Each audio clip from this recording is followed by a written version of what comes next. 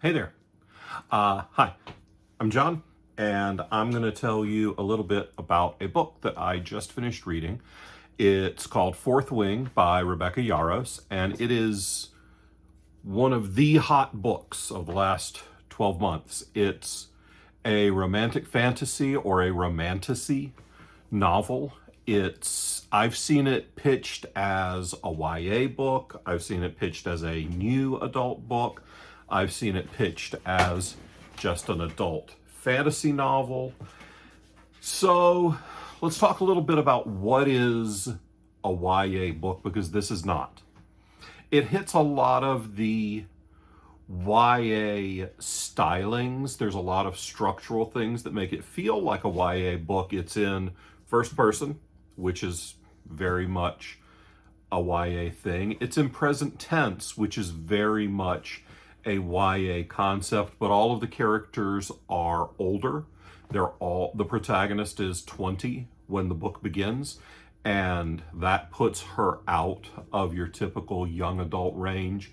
It is more of what I think would be classified as new adult, but we're still kind of figuring out if new adult is really going to be a genre or if it's just a fantasy novel for adults. And I am, shockingly enough, not a young adult or a new adult. I am an old fart. So what does the old redneck guy think about the new adult romantasy blockbuster? I thought it was great. I really enjoyed it. I think that, yes, there are pieces of it that are very predictable. And I got no problem with that. I like the familiar. I enjoy knowing that my heroes are heroes and that my villains are villains. And I don't mind a redemption arc or more information coming to light about the villains or about the heroes. So I think that it may have been written for people significantly younger than me and significantly more female than me. And it doesn't matter because it's a very good book. It is on the one hand, it's a progression fantasy. The protagonist is entering a magical academy. She's going to school to learn to be a dragon rider, much to her chagrin, because she does not have any real interest in being a dragon rider and has never thought that she could be. It brings up an interesting issue of what is and is not a disability, because she does have physical limitations that have made people think less of her for her entire life, that she works to get past and that continue to come into play. It is an invisible disability issue. Essentially, she has very weak ligaments and very weak joints and is prone to dislocating things or subluxating or subluxing. I'm not sure the correct term. Where you just about, like if this is your shoulder and this is your upper arm, where it just kinda is about to pop out but doesn't completely dislocate. That's subluxating or subluxing.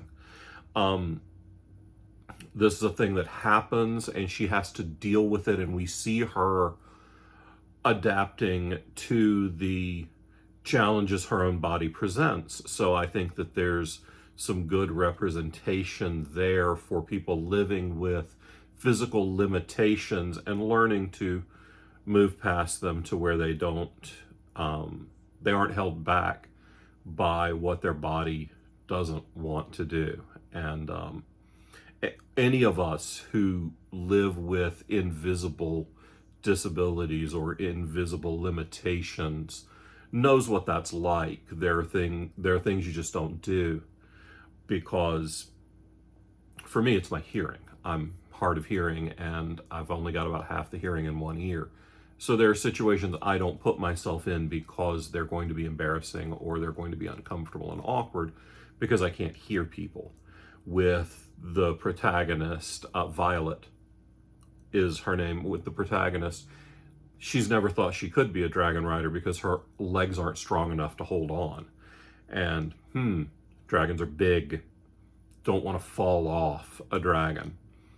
So she has to work on it. She exercises, she gets past it, but also figures out other ways to work around it. But one of the things I really like about the book is that she is small for her. Chosen is a pretty loose term. She didn't choose to be a dragon rider. Her mom made her, and that's a whole nother thing. But she can't kick all the ass in the world. She's not physically capable. She's too small. Her joints are too weak, and she still has to go into hand-to-hand combat against other students. And if they kill her, no harm, no foul.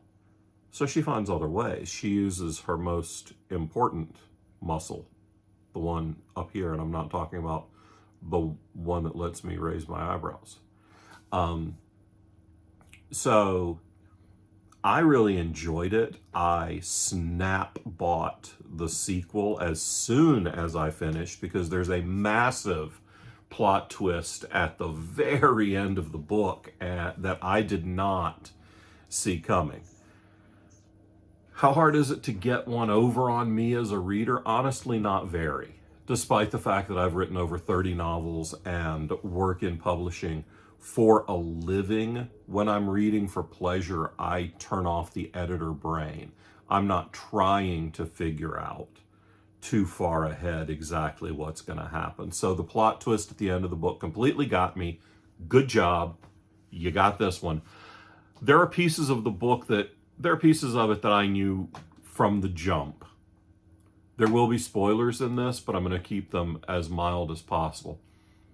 We knew from the beginning of the book that she was going to end up falling for the bad guy, and that the best friend guy was going to turn out to not be as awesome as she'd spent her whole life thinking he was. So that wasn't much of a spoiler because those are basic tropes. Those are things that we're used to seeing. Rebecca Yarros is the author, and she did a very good job of hitting the marks for her tropes, but not making them so blatant that it's groan-inducing, which sometimes happens.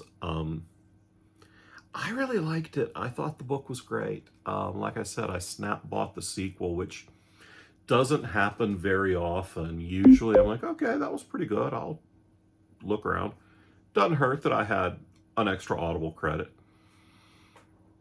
My one critique, or I guess my one criticism, because all of this is critique, whether it be positive or negative. My one criticism is the narrator. She's a B plus at best. She's good, but it felt like there was lack of direction or lack of production on the part of the audiobook narrator and producer, because there were times where she lost her accent in dialogue.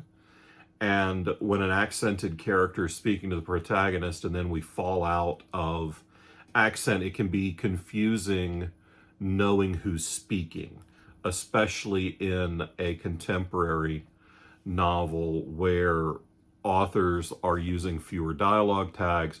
Sorry about the shaky camera. There's a cat on here.